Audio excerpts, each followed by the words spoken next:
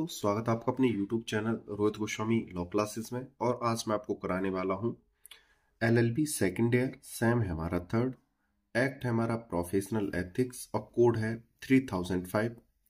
Question number है हमारा 6। अब से पहले ऑलरेडी मैं आपके 5 क्वेश्चन करा चुका हूँ। आप प्ले लिस्ट में जाकर उन 5 क्वेश्चनों को देख लीजिएगा, ठीक है, जिससे आपकी तैयारी अच्छी होगी, आपका बेस क्लियर होगा और आपके जो एग्जाम में आने वाले क्वेश्चन है वो मैं आपके करा चुका हूं, जिससे आप अच्छी तैयारी कर पाओगे। ज्यादा बात ना करते हुए अपने क्वेश्चन की तरफ चलते हैं। क्वेश्चन में चलने से पहले आपसे छोटी सी रिक्वेस्ट है, अगर आपने अभी तक चैनल को लाइक शेयर एंड सब्सक्राइब नहीं किया है तो प्लीज कर लीजिएगा। आज का जो हमारा क्वेश्चन है, क्वेश्चन नंबर 6 है, वेरी वेरी इंपोर्टेंट है, ध्यान रखना। क्वेश्चन है, वकील के विभिन्न आभारों का वर्णन कीजिए। या इस प्रकार से आ सकता है, एक वकील के विभिन्न कर्तव्य क्या हैं। आभार या कर्तव्य, इस प्रकार से क्वेश्चन आपका आ सकता है। नवीनतम मार्गदर्शक वादों की सहायता से स्पष्ट कीजिए, मतलब एक बात दीजिए जो सबसे उपयुक्त हो, उस बात की सहायता से उसे समझाइए। आंसर है हमारा, वकील के कर्तव्य और आभारों को निम्नलिखित 4 शीर्षकों में बांटा जा सकता है। मतलब जो वकील के कर्तव्य और जो आभार हैं उनको हम 4 जगह बांट सकते हैं। प्रथम है वकील के न्यायालय के प्रति कर्तव्य। जो वकील के न्यायालय के प्रति कर्तव्य होते हैं उसमें हो सकता है आभार। दूसरा, वकील के पक्षों के प्रति कर्तव्य। जो पक्ष होते हैं, वादी या प्रतिवादी, उनके जो कार्य होते हैं उनको करना, ठीक है। तीसरा, वकील के साथी वकील के कर्तव्य, यहां पे प्रति लिख लेना, यानी आप जिस पक्ष से वकील हो दूसरे पक्ष से भी एक वकील होगा, उस वकील के साथ आपको अच्छा व्यवहार करना है, ठीक है। चौथा है हमारा वकीलों के अन्य कर्तव्य। वकीलों के इनके अलावा भी और अन्य कर्तव्य होते हैं। ये तो थे न्यायालय के प्रति कर्तव्य, पक्षों जैसे वादी और प्रतिवादी के प्रति कर्तव्य और वकील के प्रति कर्तव्य। ये बेसिक चीजें हैं, ये आमतौर पर सभी जानते हैं, लेकिन हमें अपना एग्जाम देना है, अच्छे से तैयारी करनी है, तो हमने इन चीजों को मोटे तौर पर परोया है, ठीक है। और इनको अगर आप चाहो, जैसे यहाँ पे हेडिंग है, इस अगर आप कहीं से जैसे भूल रहे हो और आपका क्वेश्चन कंप्लीट नहीं हो पा रहा है, तो आप इस हेडिंग लिख के ब्लैक पेन से इसमें अपनी तरफ से थ्योरी बना सकते हो, ठीक है। ये जो 4 पॉइंट हैं, आपको थोड़ा लॉन्ग क्वेश्चन करना है और आपको समझ में नहीं आ रहा है मैं क्या करूं, तो अगर ये पॉइंट आपको याद है तो इसमें अपनी और थ्योरी बढ़ा सकते हो, ठीक है। आगे चलते हैं। हालांकि वैसे मैंने आपको दिया है बढ़ा के, लेकिन अपनी तरफ से इसमें कितना भी प्रो सकते हो अपने शब्दों से, ठीक है। तो ये क्या है कि निबंध की तरह है, आपको ये नहीं है कि ये जो 4 पॉइंट दिए हैं ये ही महत्वपूर्ण है, और भी चीजें होती हैं जो एक वकील के आभारों को व्यक्त करती है, ठीक है। चलते हैं अपनी वीडियो में और देखते हैं। नंबर 1, जैसे हमने 4 पॉइंट ही लिए हैं, ज्यादा नहीं लिए हैं। वकील के न्यायालय के प्रति कर्तव्य, उनको देखते हैं पहले। वकील के न्यायालय के प्रति कर्तव्य निम्नलिखित हैं। कौन कौन से कर्तव्य होने चाहिए उन्हें देखते हैं। नंबर 1, न्यायालय की गरिमा बनाए रखना, यानी न्यायालय में अभद्रता ना करना, न्यायाधीश के साथ बदतमीजी नहीं करना, इस प्रकार से ज्यादा हल्ला नहीं मचाना, शोरगुल नहीं करना, न्यायालय की जो आज्ञा है उसको मानना, न्यायालय के जो नियम है उनको मानना, पालन करना। आगे चलते हैं। बात को दृढ़ता पूर्वक पेश करना, मतलब सही ढंग से बात को पेश करना, ठीक है। आगे, व्यक्तिगत मित्रता प्रकट नहीं करना, मतलब न्यायाधीश के साथ मतलब मित्रता जैसे व्यवहार नहीं दिखाने हैं, सही है। 4th है, न्यायालय को धोखा नहीं देना, मतलब 420 नहीं करनी है, झूठ नहीं बोलना है जिससे कि न्यायालय को ऐसा लगे कि न्यायालय को धोखा दिया जा रहा है। 5th नंबर का पॉइंट है, न्यायिक व्यवस्था बनाए रखने में सहयोग करना, मतलब जो न्यायिक व्यवस्था होती है, ऐसा नहीं है कि एक न्यायाधीश के द्वारा ही व्यवस्था बनाई जाती है या और अन्य व्यक्तियों के द्वारा। जितने लोग वहां पर उपस्थित होते हैं, वकील हो, वादी प्रतिवादी हो, कर्मचारी हो, न्यायाधीश हो या कोई अन्य व्यक्ति हो, सभी के द्वारा अनुशासन व्यवस्था बनाई जानी चाहिए, जिससे कि न्यायालय की अवहेलना ना हो। और सबसे मुख्य कार्य होता है इसमें वकील का, वकील के द्वारा ही इन चीजों को संभाला जाता है अच्छे तरीके से, क्योंकि वकील से ही सबसे ज्यादा लोग जुड़े हुए रहते हैं, वकीलों की संख्या ज्यादा रहती है वहां पे, ठीक है ना। आगे चलते हैं। एक इसमें केस ऐड किया है, जैसा कि मैं प्रत्येक वीडियो में बताता हूं, आपको केस लिखना होता है। तो यहाँ पे एक केस है, Mahavir Prasad Singh बराम मेजैक aviation 1999 supreme court. इसमें उच्चतम न्यायालय ने कहा कि यदि कोई वकील किसी विनिर्दिष्ट न्यायालय के समक्ष पर्याप्त कारण से उपस्थित नहीं होना चाहता है तो उसे न्यायालय की गरिमा का ध्यान रखना चाहिए। यहाँ पे बोला है कि कोई भी वकील है, अगर वो किसी का केस लड़ रहा है और वो समय पर नहीं पहुंचता है तो वो गलत करता है। उसे या तो अपने वादी या प्रतिवादी जो उसका क्लाइंट है उसको बता देना चाहिए कि मैं अब आपका केस नहीं लड़ूंगा, अपना केस कहीं और ले जाइए, या उसे न्यायालय को एक उचित कारण बताना चाहिए कि एक उचित कारण है मेरे पास जिससे मैं यहाँ पर उपस्थित नहीं हो पाया था। तो एक तो उचित कारण होना चाहिए, या सूचित कर देना चाहिए जिसका आप केस लड़ रहे हो, ठीक है, कि मैं नहीं आ पाऊंगा या आपका केस नहीं लड़ सकता, ताकि संबंधित पक्ष अपने लिए दूसरा वकील नियुक्त कर सके। कोई भी वकील पर्याप्त कारण के बिना किसी मामले की सुनवाई रोकने के लिए न्यायालय से नहीं कह सकता, और ना ही वो ऐसा कह सकता है कि एक पक्ष से या दूसरे वकील से या न्यायाधीश से कि आज इस केस को रोक दिया जाए, मैं कहीं बाहर जाने वाला हूं, या अभी मेरा इसमें इंटरेस्ट नहीं है, या दूसरे वकील से सात गांठ कर ले कि भाई आप इस अपने केस को रुकवाइए। इस प्रकार से भी नहीं कर सकता है। ऐसा करना वकील व्यवसाय के विरुद्ध है। मतलब वो 420 धोखाधड़ी या अपने किसी अन्य काम में व्यस्त है और वो वकालत के पेशे के साथ साथ अन्य कोई पेशा भी कर रहा है, व्यवसाय कर रहा है, इस कारण से वो उपस्थित नहीं हो पा रहा है, तो इस प्रकार से काम नहीं करना है। उसे या तो क्लियर मना कर देनी है या उसके पास एक प्रॉपर रीजन वाला कारण होना चाहिए जिससे वो उपस्थित नहीं होता है। आगे चलते हैं। वकील के मुवक्किलों के प्रति कर्तव्य निम्नलिखित है। मुवक्किल होते हैं जो वादी और प्रतिवादी होते हैं, जो पक्ष होते हैं जिनकी वो बात वकील रखते हैं, उनको मुवक्किल कहते हैं। नंबर 1, मुकदमे की पैरवी करना, यानी मुकदमे की कार्रवाई करना, सुनवाई कराना। दूसरा, अत्यधिक फीस न वसूलना, मतलब जो उनके पक्षकार होते हैं वादी प्रतिवादी, उनसे अत्यधिक फीस को नहीं लेना चाहिए। तीसरा है पक्षकार की उपस्थिति दर्ज कराना। जब कोर्ट में वकील फाइल लेके जाता है तो साथ ही न्यायाधीश के सामने पक्षकार जो होते हैं, या वादी हो या प्रतिवादी हो, कोई भी हो, अपने पक्षकारों को वहां पर पेश करना चाहिए।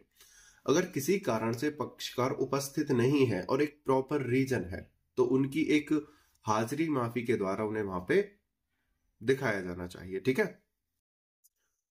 4th नंबर का पॉइंट है पक्षों को सही सलाह देना।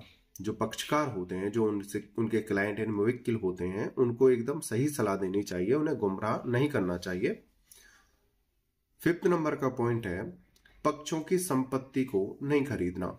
जैसे कोई सिविल केस होता है और उसमें संपत्ति से संबंधित कोई केस आते हैं तो उनको समझौता करा के लालच देकर उनकी जमीन को नहीं खरीदना होता है, बल्कि एक प्रॉपर वे में सही तरीके से उन्हें न्याय दिलाने की कोशिश की जाए, ठीक है।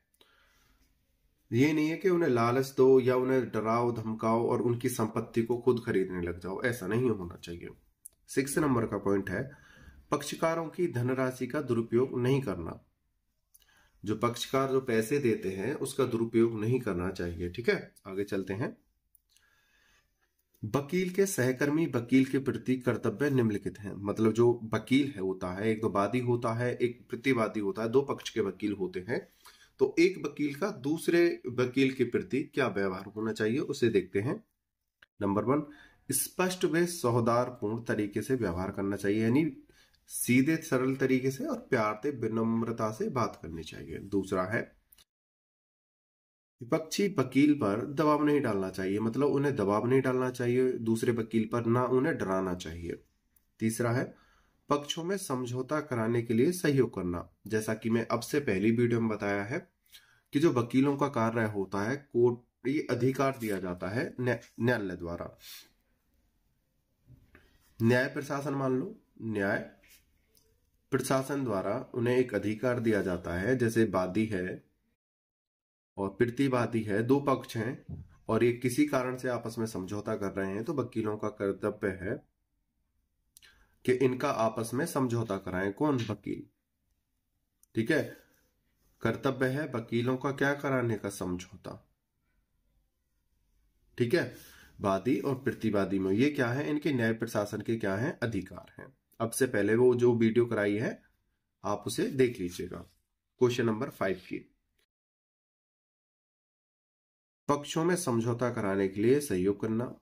4th नंबर का पॉइंट है विपक्षी वकील के साथ ध्रुव संधि ना करना। जैसा कि अभी मैंने बताया है, दो वकील होते हैं, वादी और प्रतिवादी, आपस में उन वकीलों को एक नहीं हो जाना है, पैसे के लालच में या किसी कारण से एक दूसरे के केस को हल्का नहीं होने देना है, एक दूसरे के दस्तावेजों को लीक नहीं करना है, ध्रुव संधि नहीं करनी है कि भाई किसी कारण से तुम मुझे जिता दो, मैं किसी और केस में आपको जिता दूंगा, इस प्रकार से कार्य नहीं करना है। सभी दोनों पक्षों को ईमानदारी से काम करना है। आगे चलते हैं।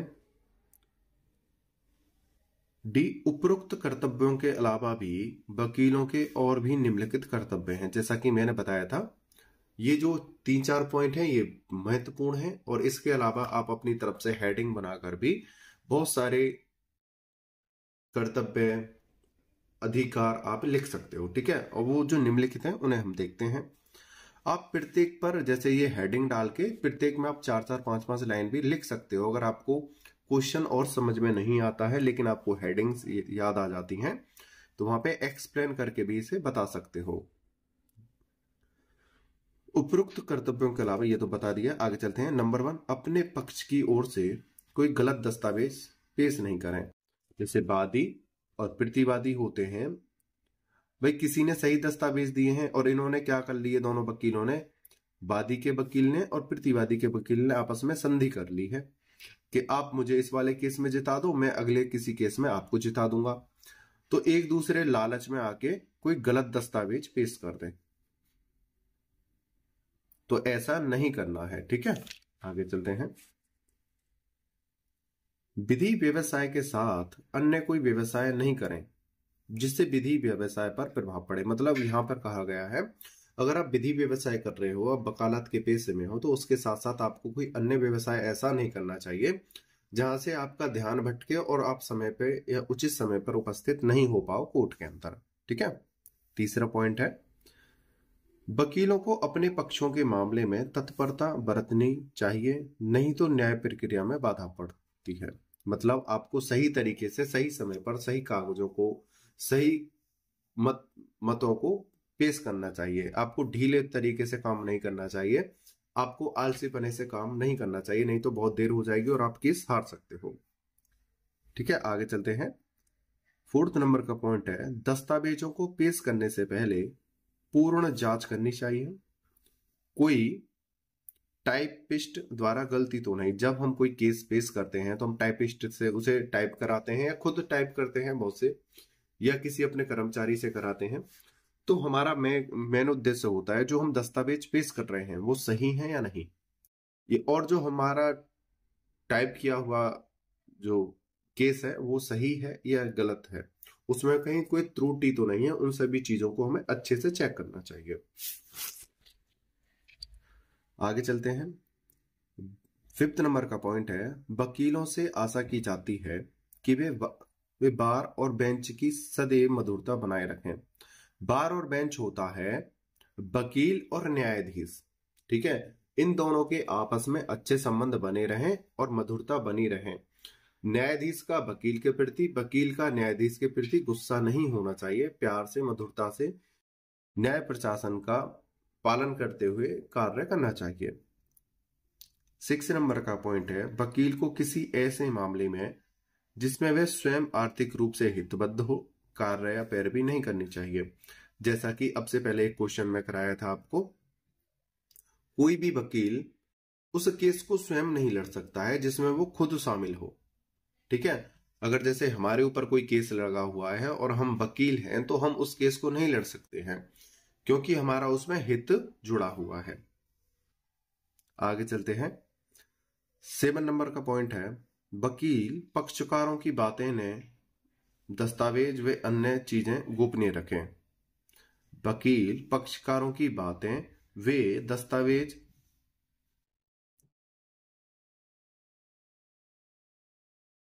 अन्य चीजें गोपनीय रखें, मतलब जो पक्षकारों के जो कागजात आते हैं, जो दस्तावेज आते हैं, उनको छुपा के रखना चाहिए।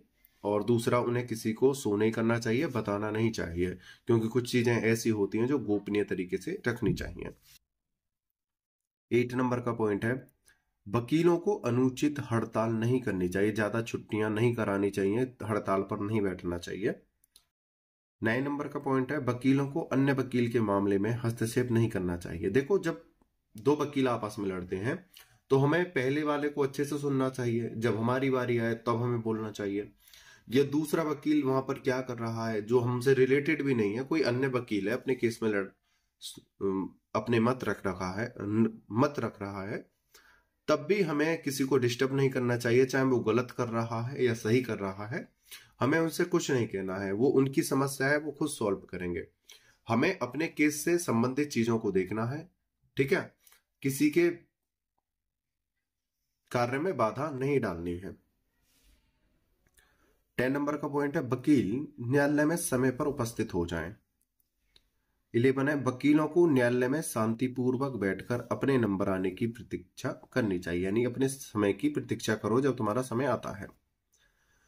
ये बहुत ही सिंपल पॉइंट है, एक्सप्लेन करने वाली कोई बात ही नहीं है। 12 नंबर, वकील न्यायालय में सभ्य व संसदीय भाषा का प्रयोग करें तथा गवाहों पर उत्तेजित ना हो।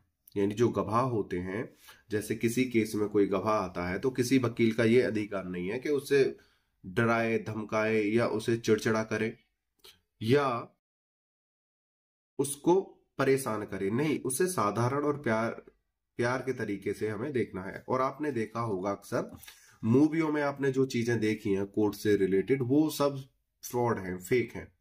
इस प्रकार से कोई कुछ नहीं काम होता है, जैसा कि आप फिल्मों में देखते हो।